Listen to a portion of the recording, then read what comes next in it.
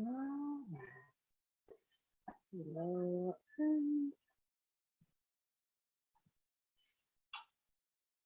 Today, I'm going to get into interpersonal effectiveness.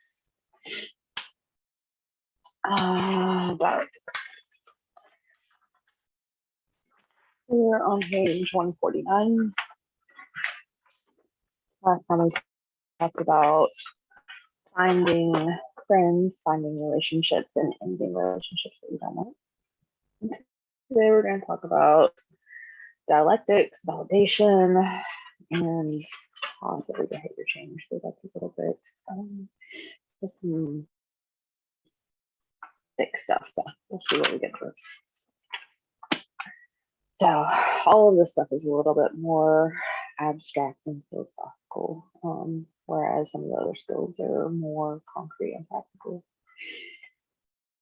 So dialectics, if you Google it, research it, it's kind of a philosophy. It's like thousands of years, obviously. But dialectics are the teeter-totter balance. It's the yin and the yang together, with a little bit of each in both, right? So it's yes and no at the same time. It's true and not true at the same time. And it's a very complicated thing to hold. It is so much easier to have black or white thinking instead of black and white thinking. It's so much easier to say that person is all good or all bad instead of they're mostly good and they do some bad stuff, or they're mostly bad but they're still a little bit good. That is heavy and that is hard and that is complicated. It takes a lot of effort. And so small children think in black or white terms. That is a good thing. And this is also controversial, right?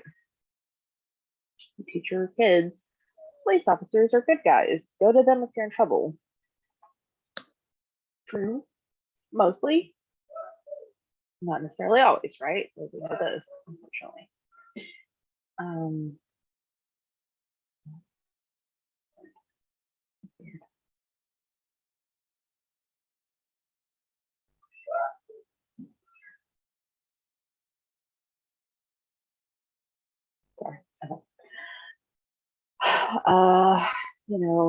It is bad to murder.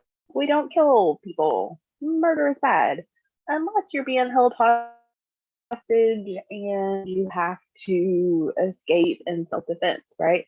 That is very complicated. That is tricky. That is got a lot of nuance and a lot of ifs and maybes and well, it depends kind of stuff.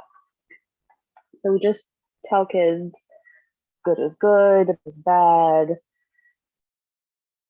Anything you sit on is a chair. But in reality, it's a chair, or it's a sofa, or it's a futon, or it's a recliner.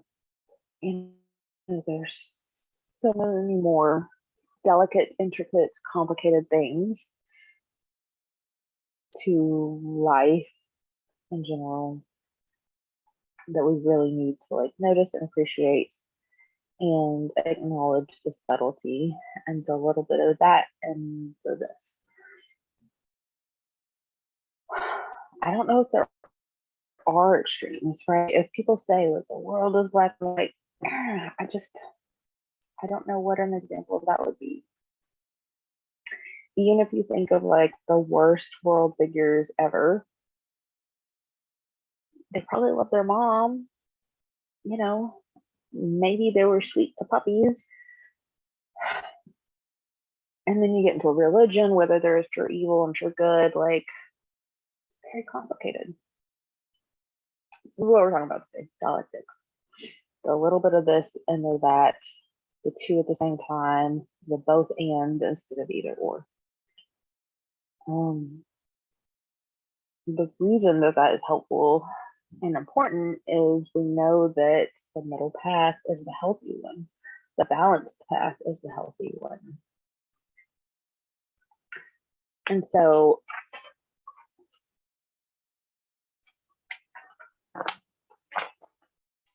The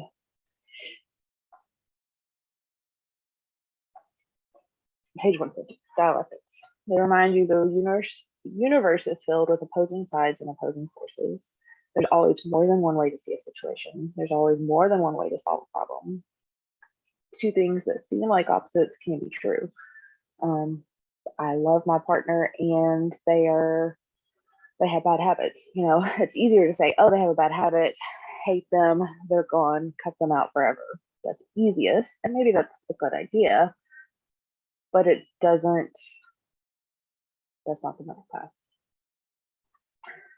Dialectics is also a reminder that everything and every person is connected in some way. Again, this gets into philosophy, it gets into spirituality, but it's kind of like the higher power in AA. All things are connected. We're all made out of stardust. We will all come from dust and return to dust. We're not that different. Change is the only thing that's constant. It feels much safer and much easier to be like, this is what is and this is what will be forever. It doesn't happen. There's I forget the name of the cognitive bias, but this belief that like now I'm in real life, now I'm in who I am and the way the life is going to be, and this is how it's going to be in 2 years and 5 years and 20 years. Like I finally reached like the top of the mountain. You didn't. Remember like 2 years ago when your life was totally different, 12 years ago when your life was totally different. In 2 years your life is probably going to change quite a bit, but we don't like to think about that or want to think about that because it's just too much of the unknown. But change is really the only thing that is going to be constant. And even meaning and truth evolve over time. You know, it's a lot easier to think my parents were horrible people and I'm done with them, I'm never going to have them again. Whereas the truth is, yes, they did horrible things, possibly, and that was the best they had in that moment. And maybe they still really loved me, and they were a victim to their addiction, right? One of the reasons that people don't like to bring in that little bit of the light and the darkness, or the little bit of darkness and the light with the meaning, is that they're so used to the black and white thinking that the black or white thinking that if they acknowledge that their parents were trying the best they could, then that feels like that's going to switch them over into they were all good and nothing they did was wrong. That's not true either, right? The opposite of whatever your current belief or the easiest belief there is also not true. Like the opposite, pure, complete, total opposite is also just as inaccurate as your original belief. So people worry that if they realize that their friend that hurt their feelings also may have had good intentions, then they're worried that like if you see the good intentions, then you're just going to forget them completely and you're going to be hurt all over. It's so hard to stay in the middle. It's so hard. And that is health, psychological flexibility, the middle path. These are all synonyms for just health. And it is so hard to balance there. The fourth point that she talks about is that change is transactional, and what we do influences our environment, and our environment influences us. It is a two-way street, and even if you feel like you're not impacting anybody, if you know people, if you're not completely cut off from the world, then you do influence them. If you died, people would be really, really impacted. We don't exist in a vacuum, and that can be a bummer for people who are not thrilled about being alive, but you are, like you just are, you exist, and your life and how you live it and whether you live it or not will strongly influence people around you. And that could be positive, that could be negative, but it's just a truth. You are intricately tied to a ton of people, animals, the world. Like you are a string in this woven fabric. And if your string is changed, it will change the rest in good ways or in bad ways. If you get better, even getting better sometimes, like, could impact other people negatively, or it could be positive. We don't know. Point is that we're all connected, which can be heavy and scary, but it's also encouraging. All right, so how to think and act dialectically. Let me go over to examples of it to start with. You can want to change and be doing the best you can and still need to do better and try harder. You can be tough and gentle at the same time. It doesn't have to be your complete bulldog or your complete pushover. You can be both firm and kind at the same time. You can want to be alone and want to be connected at the same time. You can share things, but keep things private at the same time, right? See how this is not all or nothing, it's both and. You can be by yourself, but still be connected. You can be with others and still be lonely. You can be a misfit in one group and fit in perfectly in another group. So these are all just examples of coming away from the extremes and coming towards the middle. You can, so this is part of like what is confusing about treatment or advice or some of the skills even. Yes, we teach you to modify and change and control your emotions, and we teach you to tolerate your emotions and allow your emotions and express your emotions and feel your emotions. Like, we're telling you two very different things at the same time because both of those things are true. Depends on the context, depends on the effectiveness. It depends. And that's a crappy answer, but it does. It just depends. Context is everything. You can have a very valid reason for believing what you believe and still be wrong. Somebody can have valid reasons for wanting something from you, and you can have valid reasons for saying no. The day can be sunny and it can rain. You can be mad at somebody and still love them, right? That's another thing that people really get confused about is, if I live in this black or white thinking, if I'm mad at you, then I hate you, I never want to see you again, like, get away from me. You can both be mad at somebody and still love them and still respect them and still want to be in their life. Or you can like have somebody be out of your life and need to be out of your life and have boundaries and they're not safe to be around, and you can still love them. It's not mutually exclusive. You can be mad at yourself and still love and respect yourself. You can have a disagreement with somebody and still be friends. I tell my clients, like, the point when you can be mad at me and tell me that you're mad at me and we can argue and disagree and still be close and bonded and connected and not be mean to each other, not break up, not, you know, when we can do it in a different, new, healthy way, that is a really good sign in treatment progress, is to be able to disagree and be angry and irritated and still be kind and still come back next week and still keep talking through it. It's a really good point. I'll say all kinds of nonsense, like, who knows what I'm doing or saying that might genuinely be wrong or something that irritates you. Tell me, like, we can disagree about it, we can argue, we can be frustrated, I can be annoyed with you, and we can still be kind and loving and gentle and connected all the same. And beginning to have those relationships that have all these nuances, that have all these complications, that have both and at the same time, is healthy. It's mature. You can understand why somebody's feeling the way they are and still disagree with them or still need them to change their behavior. We got to work on both accepting reality and working to change it, validating yourself and acknowledging your errors, work and rest, right? So somewhere in here, she talks about the being mind versus the doing mind.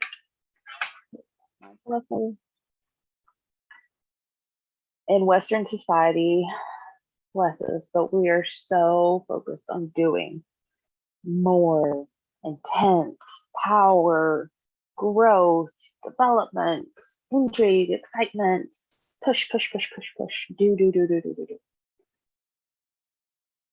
what we tend to really neglect being. Chill out, rest, have a siesta, enjoy life, chill, be lazy. Like that is just as important as being active. And a lot of times when you err too much on one side, you will flop all the way over into the other side. So you're either the most productive, industrious, perfect person in the world, or you have crashed and you are a lump of just drooling mess on the couch. And you finally get the enthusiasm back to be super productive, super engaged, super task oriented, hyper focused, hyper active, and then you crash. Extremes, right? Or maybe you could do like 70% productivity, and then 70% relaxation. What if we just like we're okay with average, the middle path, the middle ground, balance, mixing it all together? Maybe we will be a happier, healthier population if we could tap into both and not flip-flop. We need to balance independence and dependence, right? Again, we get into this, I can fix everything on my own. I don't need anybody. I am strong. I am powerful. I have got this. I will do it all on my own. Or I'm helpless. I can do nothing on my own. I don't know where to start. I need everybody to come in and save me. Neither one is true. Both of them are true in degrees. We can be both a very independent, strong person and rely on others and be part of a group and need other people and need connection and need relationships. Both of those things are true at the same time. Just because you need other people does not mean that you're not independent. Just because you're independent does not mean that you don't need other people. Balancing openness and privacy. Please don't totally open up your heart and serve it on a platter to whomever you just met. Please do not wrap your heart in layers of concrete and barbed wire and then encased in a big block of ice. Having a screen door, having a window that can be open and closed to your heart, access to your internal, vulnerable, true self should be good. You should have the capacity to open it and close it like once somebody has gained trust, once you have known them, once they have proven that they are a safe person, then that all means like have the option to open your heart. And then if they mess up, close it back down a little bit, back up a little bit, put up a little bit more like a little, picket fence. Again, so often we fall into I'm an open book or I'm a locked safe. Have trust and suspicion. Watch and observe and participate. Take from others and give to others. Focus on yourself and focus on others. So if you think through these opposites to balance, when we're only changing reality, acknowledging errors, working, doing the things I want to do, fixing myself, problem solving, changing my emotions, like when we're only doing one of those things, we are a sick person.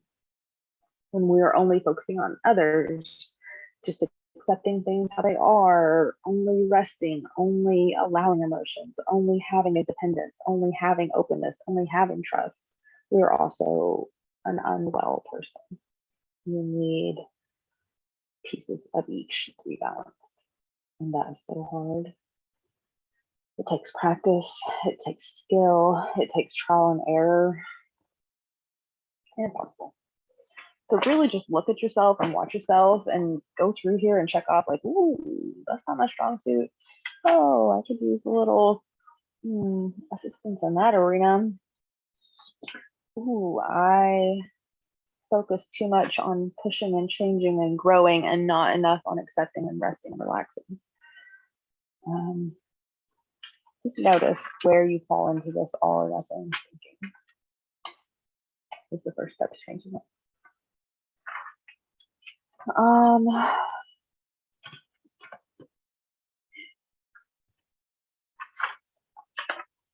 Ways that she recommends to move forward and how to be more dialectic. Step one, just notice it. Step two, really look and see, what am I missing here? You know, if you have this extreme reaction, this really difficult problem, look and see, like, what am I missing? Is there a piece to the puzzle that I have not shown a flashlight on?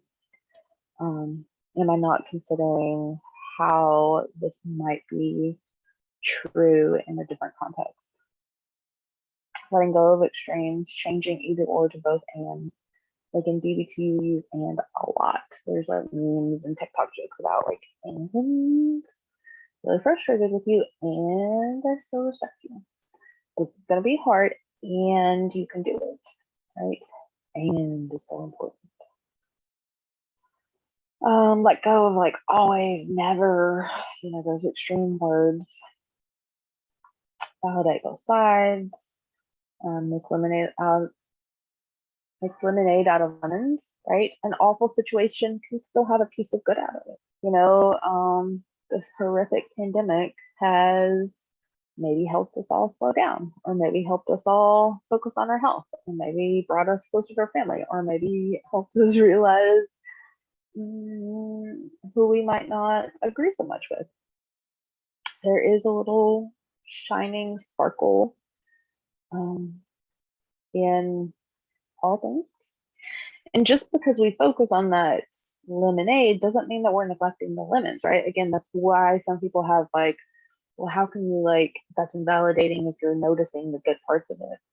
Just because we notice the good parts of it doesn't mean that we're not noticing the bad parts also. We're noticing them at the same time. Embrace confusion, embrace not knowing, embrace there not being a perfect answer. Playing devil's advocates is helpful to like really find where the middle might be.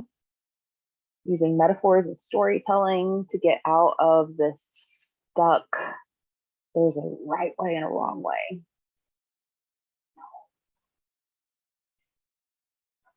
Be aware that you're connected. Treat other people like you want to be treated. Look for similarities instead of differences. Notice the physical connections. It's like a spiritual, philosophical practice. Even if that's like Taoism and just nature. Even if that's like Stoicism. Even if that is whatever. Or like one of the more fundamental kind of standard religions. They typically, at their good heart, will be teaching something or along these lines. Embrace change, bring it, throw yourself into it, allow it, practice radical acceptance, practice getting used to change, throw off your schedule, throw off your routine, throw off where you sit, who you talk to, the route that you take, the clothes that you wear. Every Tuesday you have the same socks. Change it up. Get used to things being fluid. I was watching some guru on TikTok, and he was talking about how our lives are just little specks. You know, you see these little gnats that come up in the spring and like they're alive for a day. So are we.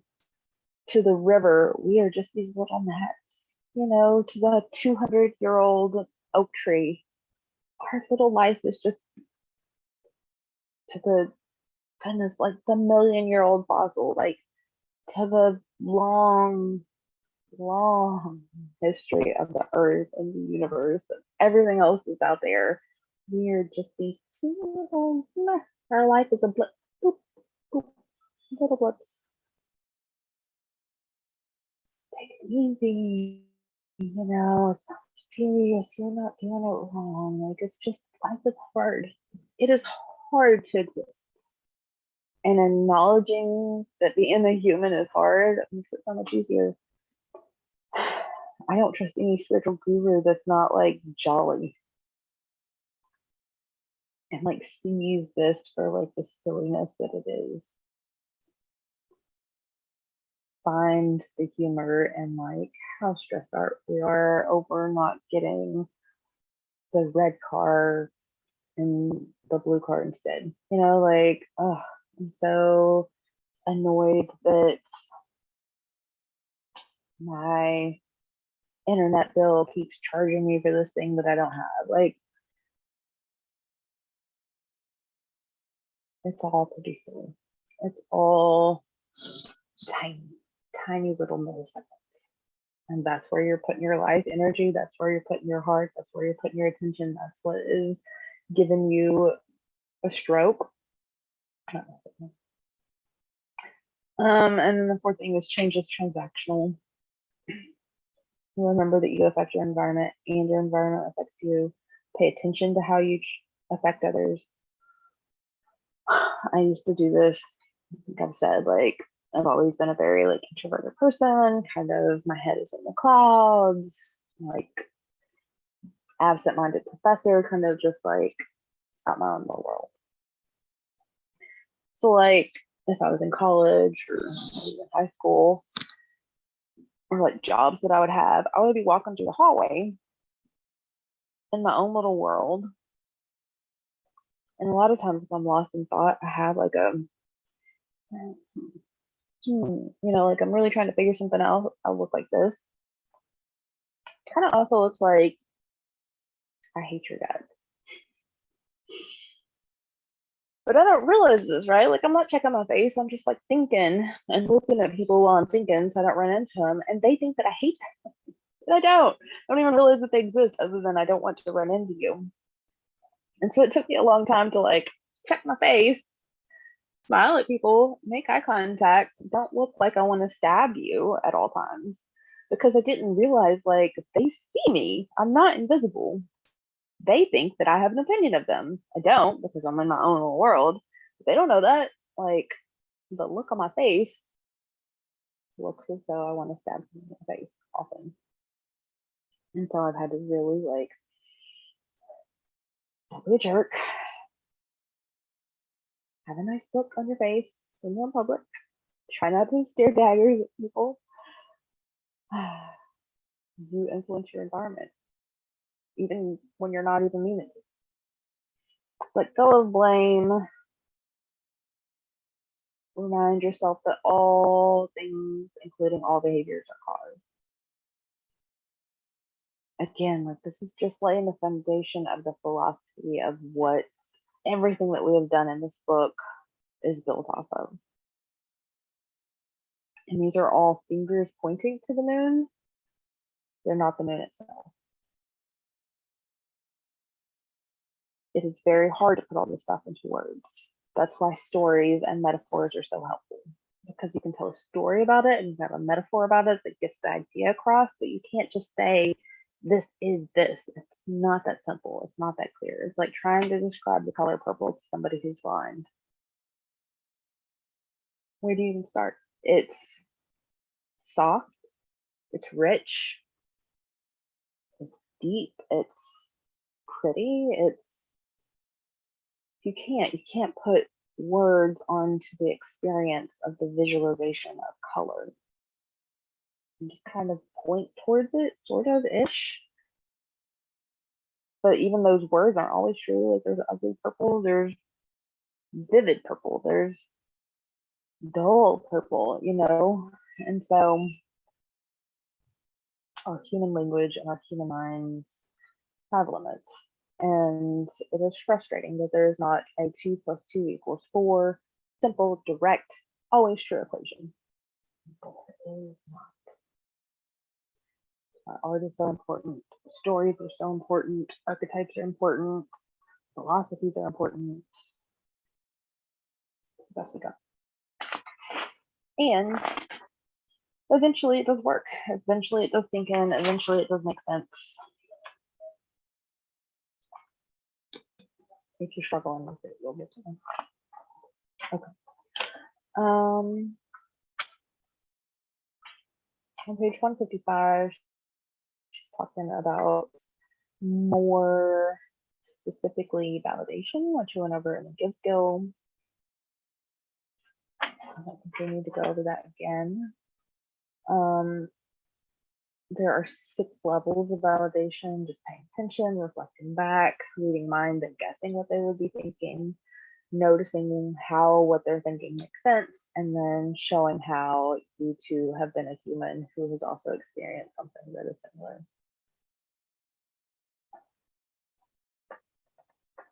There are little caveats on each of those. If you read somebody's mind, be willing to be proven wrong. You say, oh, you're really sad right now, and they say, no, I'm not, I'm pissed. Then don't be like, no, you're definitely sad because you're sad.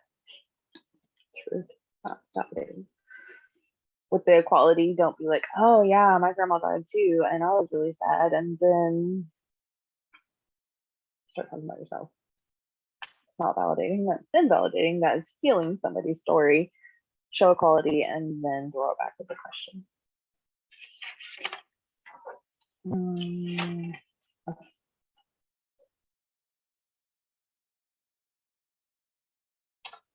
Invalidation, really painful.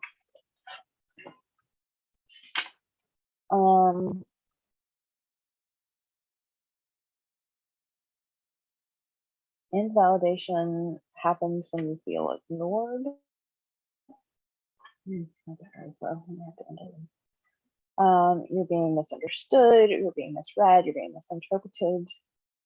Important facts about you or your life are being ignored. You're not receiving equal treatment. You're not being believed.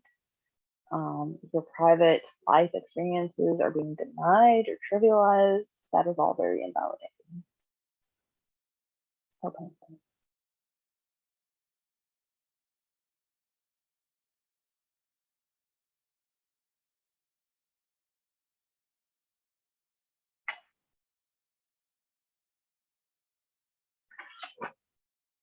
We can also invalidate ourselves, which is a real complicated problem.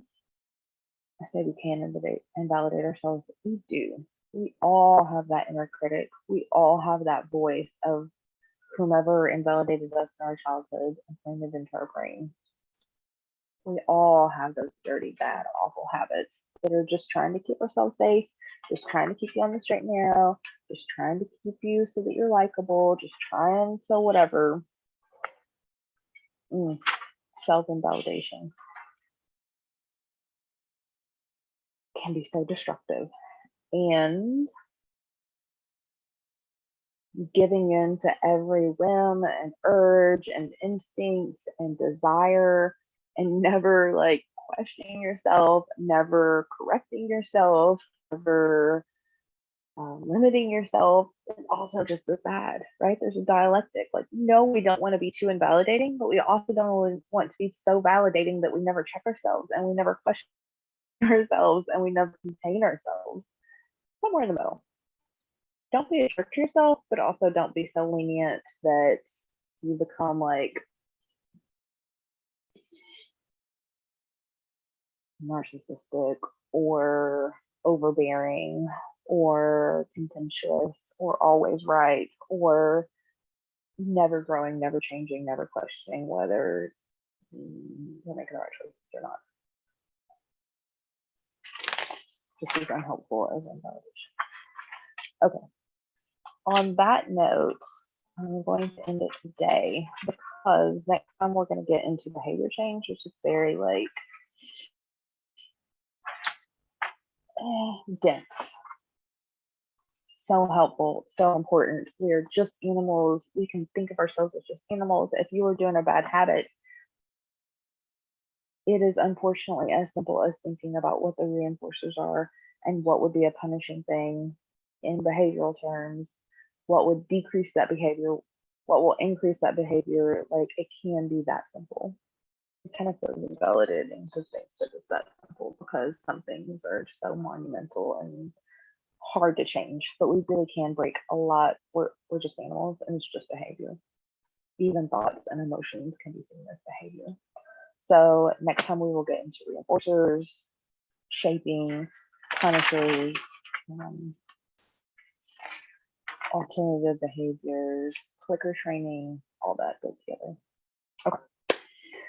Goodbye, friends.